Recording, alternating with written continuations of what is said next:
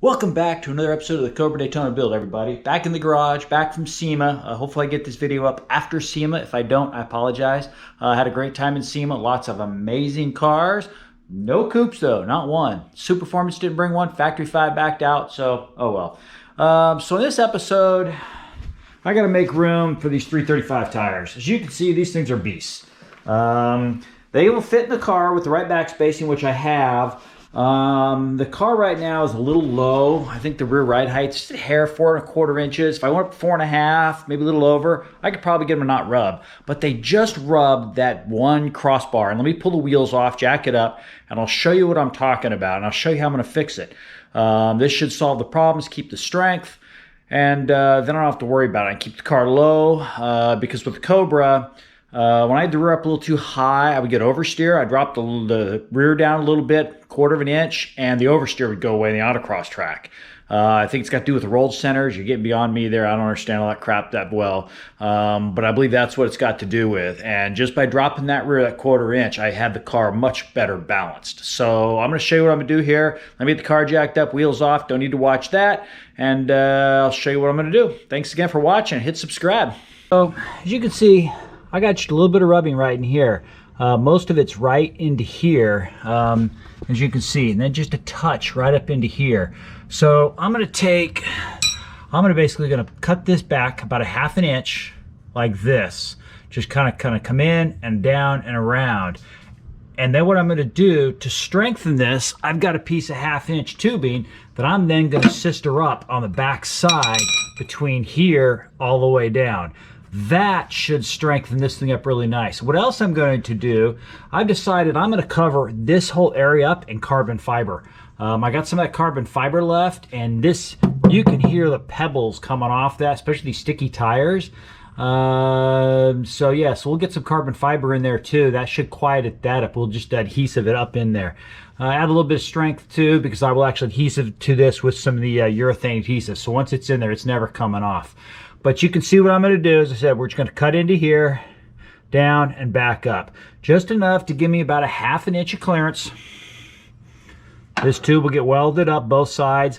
I probably won't weld that tube up quite yet. I'm going to make sure I get no rubbing. So what I'm going to do is I'm going to use a piece of steel. I'm going to bend it, and then I'll tack weld it, and then eventually I'll weld it complete.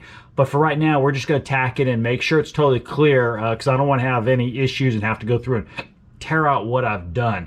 So we're going to mark this. This will be a big pain in the ass with the grinder, a cutoff wheel, flapper disc, and we'll start cleaning up the notch in this too. But that'll give me the clearance I need, because other than that, it's the only place it rubs.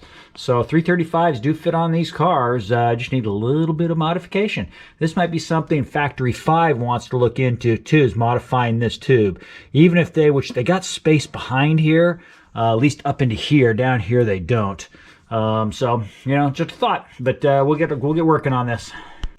So what I've done is I've used the high speed to basically cut a bunch of notches in here. Now I can go in and clean this up with a grinding wheel and make this all smooth, and then we'll start trying to work this. I can't quite get the cutoff wheel up into that area, right up into here. So I'll just kind of work this back with the grinding wheel, and then kind of flare it, get rid of this weld a little bit, smooth that down, because I was catching, well, maybe I didn't catch you there. But we're getting there, so now I just start cleaning all this up.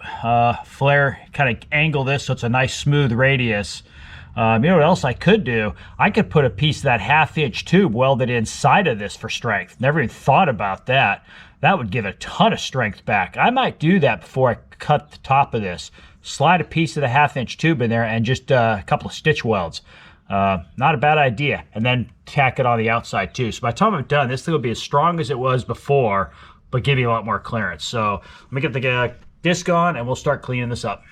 Okay, so now I've got this whole thing, nice little arch here. So we're keeping, you know, 80–90% of the welds going up to this tube. This tube's untouched.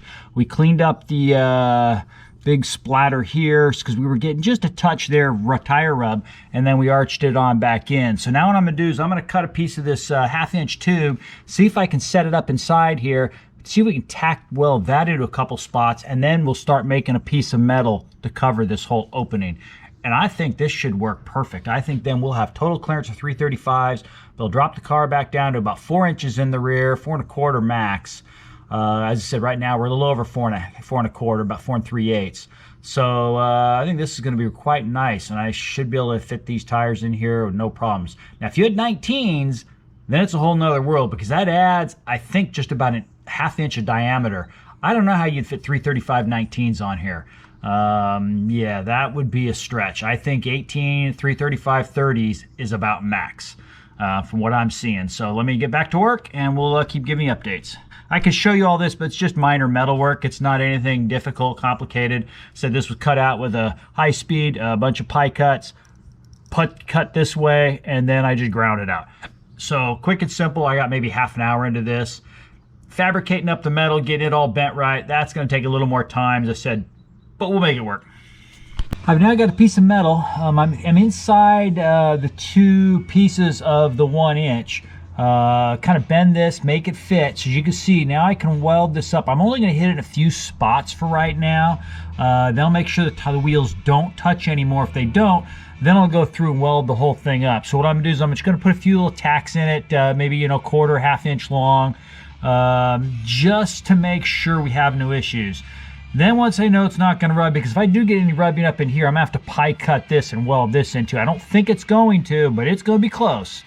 And then I can always gusset between here and here. I might do that, put a gusset in here. That would be a good way to bring a lot of the strength back to this. Or I can run a full tube, sandwiched a ½ inch on top of this, either way.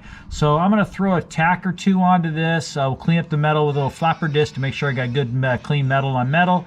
Wipe it all down, throw a tack or 2, and this side should be done. Then we'll do the exact same thing to the other side. Definitely takes a little bit of time, but in the end, I think it'll be good, because then I don't have to worry about tires rubbing. Okay, so the one side is tacked in, multiple spots. It's good to go, actually. So let me show you what I've done so far.